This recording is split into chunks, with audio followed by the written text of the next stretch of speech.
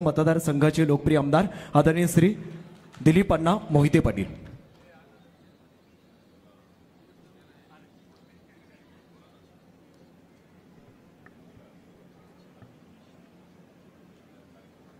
शिरूर लोकसभा मतदारसंघाचे माजी खासदार आदरणीय शिवाजीदादा आढळराव पाटील यांचा राष्ट्रवादी काँग्रेस पक्षामध्ये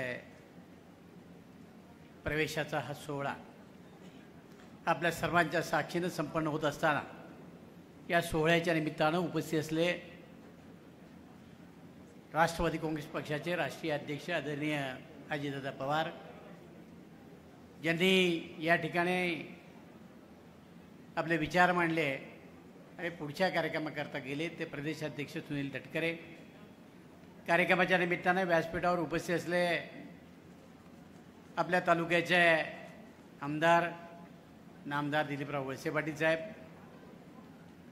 ज्यांचा पक्षप्रवेश या ठिकाणी आपल्या सर्वांच्या साक्षीनं होतोय, हे माजी खासदार शिवाजीदादा आढळराव पाटील, माझे तरुण सहकारी आणि जुन्नरचे आमदार अतुल बेनके, कार्यक्रमाच्या निमित्तानं व्यासपीठावर उपस्थित असले माजी आमदार पोपटराव गावडे, महिला आघाडीच्या अध्यक्षा आदरणीय रुपालीताई चाकणकर, जिल्ह्याचे अध्यक्ष प्रदीप गारटकर, कल्पनाताई आढळराव, कार्यक्रमाच्या निमित्तानं उपस्थित असलेले विविध तालुक्याचे अध्यक्ष, व्यासपीठावर उपस्थित असलेले सर्वच मान्यवर बंधू भगिनी आणि माझ्या सहकारी मित्रांनो आणि पत्रकार मित्रांनो, आम्ही सगळेच पुण्याच्या कार्यक्रमाला एकत्र होतो आणि जिल्हा बँकेची मीटिंगसुद्धा होती। माझे काही विषय त्या ठिकाणी होते आणि थोडंसं जेवण चालू असताना मी बँकेमध्ये गेलो, काही विषय त्या ठिकाणी माझे होते ते पूर्ण करून मी दादांच्या आणि वळसे पाटलांच्या मागणं आलो, परंतु आपल्याला माहिती आहे की पुण्यातलं ट्रॅफिक त्यामुळे थोडा उशीर झाला। इकडं लोक वेगवेगळ्या प्रकारचा कायच मांडायला लागले, सारखे पत्रकारांचे फोन यायला लागले, नक्की येणार आहे का? मी म्हटलं येणार आहे, एकदा दादांना शब्द दिला की त्या शब्दाप्रमाणे वागणारा मी कार्यकर्ता आहे आणि हे मी जाहीरपणानं सांगितलेलं आपल्या सगळ्यांना माहिती आहे की 2 मेला मुंबईमध्ये पवारसाहेबांच्या राजीनाम्याच्या संदर्भातली चर्चा सुरू झाली, घोषणा झाली आणि 3 मेला हे सगळे पत्रकार माझ्याकडे आले होते। त्यावेळेला महाराष्ट्रातला पहिला मी आमदार होतो आणि त्यावेळेला जाहीरपणाने सांगितलं की पवारसाहेबांनंतर या पक्षाची धुरा फक्त आणि फक्त अजितदादा पवार सांभाळू शकतात, हे सांगणारा महाराष्ट्रातला मी एकमेव नेता होतो। त्यावेळेला काय परिणाम होतील, पवारसाहेब रागवतील का, आणखीन बाकीच्या कोणाच्या रोषाला सामोरे येतं याची पर्वा मी केलीच नव्हती। मला त्यात काही फरक वाटत नव्हता, त्याचं कारणही तसंच होतं, मी सुद्धा शिवसेनेमध्ये होतो आणि शिवसेनेतनं आणण्याचं काम दादांनी मला केलं होतं। 2004 साली मला पहिल्यांदा उमेदवारी दिली, माझ्या उमेदवारीचा तर फार मोठा किस्सा आहे। त्यावेळेला मी उमेदवारी मागितली नव्हती आणि दादांकडे ज्यावेळेला यादी गेली त्यावेळी यादीत दिलीप मोहितेचं नाव, दादा म्हटले यातला कोण निवडून येणार आहे ते सांगा, जा पळत दिलीप मोहितेचं नाव परत नावाना परत मिळवा आणि त्याच्यानंतर मला मागणी करायली आणि मग दादांनी मला उमेदवारी दिली। आता माझ्या जीवनामध्ये तर दादांच्यामुळं आमदारकी मिळाली असेल तर मी दादांच्याच मागे राहिले पाहिजे, हा साधा सोपा वेळ। आणि आज माझ्या तालुक्यामध्ये मी जो विकास साधू शकलो तो केवळ दादांच्या आणि दादांच्यामुळं आहे, याला सांगायला आणखी कुठल्या ज्योतिषाची गरज नाही। हा थोडे काही मतभेद आहेत ते आपल्या तालुक्याबरोबर आहेत हे मी जाहीरपणानं सांगणार आहे, त्याचं काही कारण आहे। माझं काही वळसे पाटलांशी वैर नाही, माझं काही आढळरावांशी वैर नाही, कारण आमचे जे मतभेद ते राजकीय मतभेद आहेत। आपल्या सगळ्यांना माहिती आहे माझ्या तालुक्यामध्ये चासकामांचं धरण आहे आणि चासकामान धरणातलं 82% पाणी हे शिरूर तालुक्याला दिले, म्हणजे माझ्या तालुक्यात धरण माझ्याकडं, पुनर्वसन माझ्याकडं आणि 18% पाणी आहे। चासकामांचं धरण झालं त्यावेळेला फक्त नावरेपर्यंत कॅनल होता, तिथपर्यंत फक्त जमिनीचं ॲक्विजिशन झालं। नावऱ्यापासून 72 किलोमीटर कॅनल याला 1 इंच जमीन घेतली नाही, त्यांना फुकट पाणी। आता परिस्थिती टेलला पाणी पहिलं आणि आम्हाला नंतर म्हणजे आमच्या जमिनी गेल्या, आम्हाला पाणी शेवटी. म्हणजे आमच्यावर तिथं अन्याय झाला. भामा आसखेडचं धरण बांधलं, भामा आसखेडचा कॅनॉल रद्द झाला, पण माझ्या तालुक्यातल्या शेतकऱ्यांना पाणी दिलं पाहिजे, माझ्या पिण्याच्या पाण्याची व्यवस्था केली पाहिजे, याच्याकरता एक थेंबरसुद्धा पाणी ठेवलं नाही. निम्म पाणी दिलं पिंपरी चिंचवडला, निम्म दिलं पुण्याला. अख्खं भामा आसखेडचं धरण वाटून टाकलं. आणि त्याच्यानंतर राहिलं 1.5 TMCचं धरण आहे कळमोडीचं. ते जेव्हा वळसे पाटील इकडे पाणी आणायला लागले त्यावेळेला आमचे खरं मतभेद सुरू झाले. जर माझ्यावर एवढा अन्याय होता मी काय बोलायचं नाही का? आणि लोकशाहीमध्ये जर बोललं नाही तर प्रश्न सुटत नाही.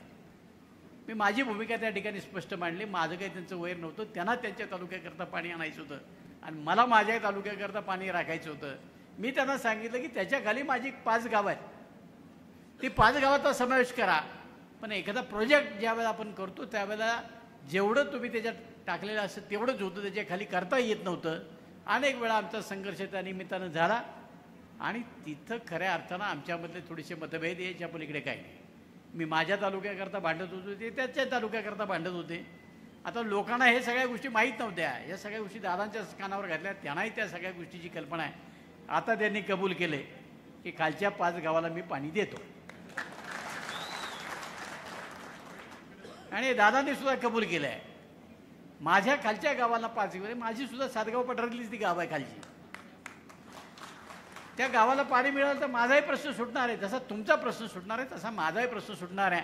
आणि म्हणून माझ्यावर ती त्या प्रकारची भूमिका होती. याच्या पलीकडे दुसरी काही भूमिका नव्हती.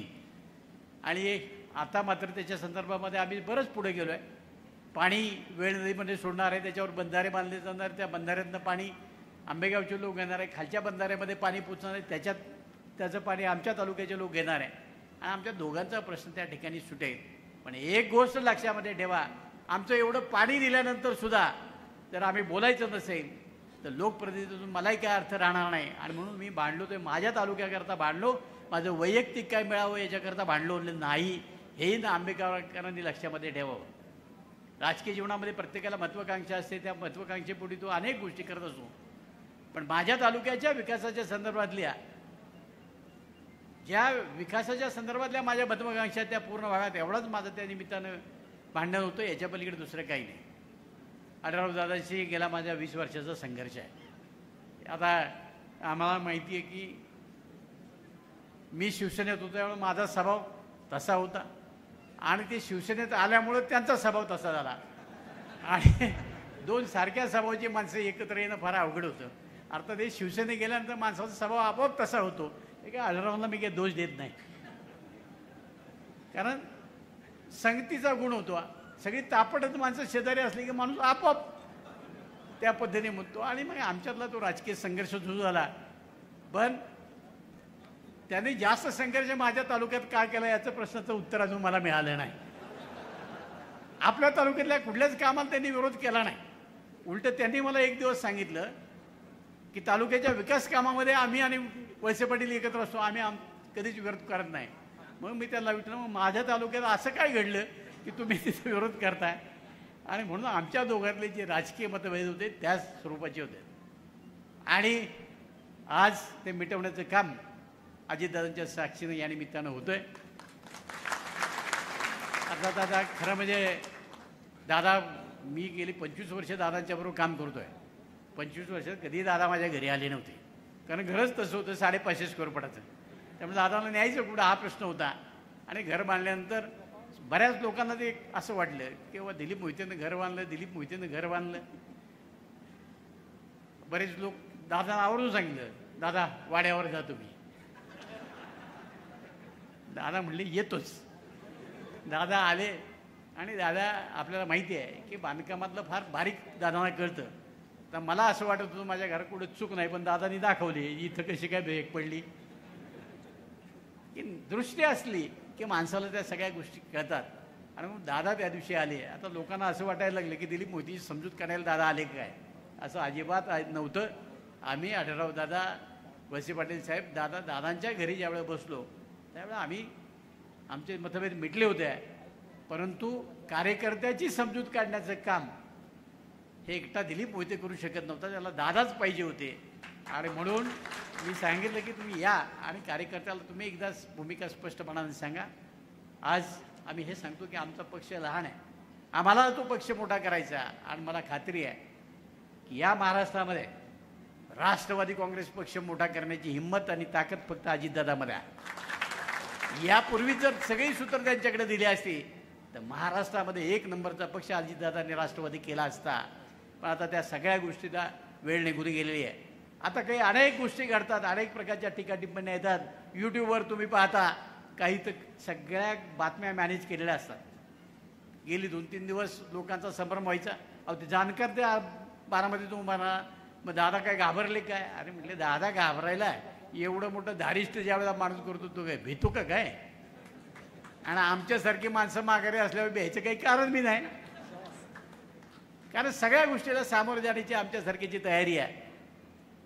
आम्ही विचाराने पक्के आहोत आणि परिणामाची पर्वा करणार नाही. आम्ही दादांच्या मागे जाणार आहे. आता आढळराव दादांना विनंती एवढीच करणार आहे, जसे दादा माझ्या मागे उभे राहिले तसे तुम्ही राहा, नाही तर परत माझ्या तालुक्यात आढळराव दादांचा एक गट झालं कल्याण आमचं. आता ही सगळी मंडळी नाही तर परत आढळराव गटाचे, वळसे पाटील गटाचे, दिलीप मोहिते गटाचे सारे हे गट त्याच्या राजकारणामध्ये आमचा पक्ष मागे राहिला. आता हे सगळे गट आणि मतभेद आपण विसरलो नाही तर आपला पक्ष पुढे जाणार नाही. आणि ज्याचा पक्ष मोठा, ज्याची ताकद तेवढी त्याची किंमत मोठी असते. आम्हाला आमची किंमत वाढवायची असेल तर आम्ही सगळ्यांनी एकोप्याने काम केलं पाहिजे, एकमेकाला मदत केली पाहिजे. आणि आपल्याकडे सहकारचं ब्रीदवाक्य आहे आणि नेमकं वळसे पाटलाकडे ते सहकार खातं आहे. एकमेका करू साई अवघा धरू सुपंत, आजपासून तो सुपंत धरावा एवढीच अपेक्षा व्यक्त करतो. आणि मला थोडा उशीर झाला याबद्दल दिलगिरी व्यक्त करतो. गैरसमज काही करू नका एवढीच विनंती करतो. आणि आढळराव पाटलांना मी एवढंच सांगतो की मागं दादांनी आम्हाला सांगितलं अमोल कोल्हेचं काम करण्याचं दिवसची रात्र केली सगळ्यापर्यंत. तुम्ही थोडा विश्वास आमच्यावर ठेवा. आम्ही काम केल्याशिवाय राहणार नाही एवढंच तुम्हाला या निमित्तानं सांगतो. पण गैरविश्वास दाखवला तर माझं नाव दिलीप मोहिते एवढंच तेही तुम्हाला सांगतो. धन्यवाद. जय हिंद जय महाराष्ट्र. धन्यवाद अण्णा. या ठिकाणी आदरणीय श्री